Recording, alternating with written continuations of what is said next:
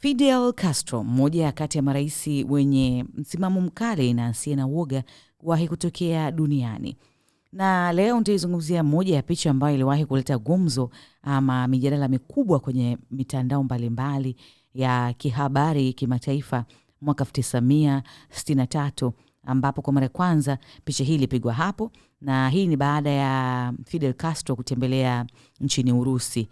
Na hii picha ilikuwa ni kikao cha kwanza baada ya miezi miwili ya utawala wa Rais Kennedy kuwazuia wa Marekani kufanya biashara yoyote na wa Cuba. Wakati huo ndipo ambapo rais wa Cuba Fidel Castro akaenda kufanya ziara ya kwanza nchini Urusi ya siku 40 ya kibiashara.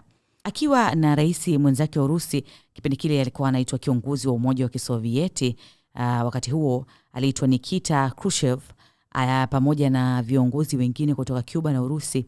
Baada ya mazungumzo, alitoa sigara, akaiwasha na kuanza kuvuta, kitendo ambacho rais mwenzake na watu wengine walibaki wakishangaa kama uonavyo kwenye picha hii. Lakini nyuso zilionekana pia bado zina furaha. Kama unavyoona hapo chini kwenye picha, hii ni wakati wa safari yake Castro, ambapo alitembelea miji mingi ya Urusi, viwanda na kambi za kijeshi, na akafanya makubaliano ya kupokea vifaa vya bure vya kijeshi vya Sovieti, huku akiipa Urusi sukari.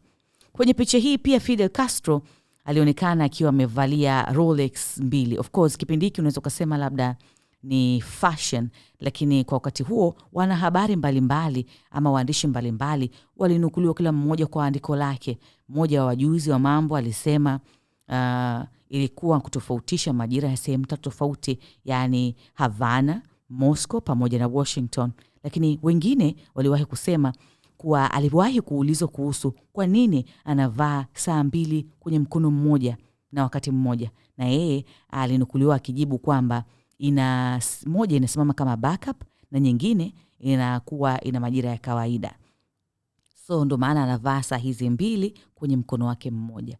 Wengine wakasema kuna kabila ambalo wao huwa wanavaa bangili. So katika mkono wake alikuwa anavaa saa ya pili ili kuzuia ile bangili. Ile bangili ilikuwa inalinda kwenye mila zao na tamaduni, na zilikuwa zinazuia watu kuwa na matatizo ama kupatwa na matatizo fulani.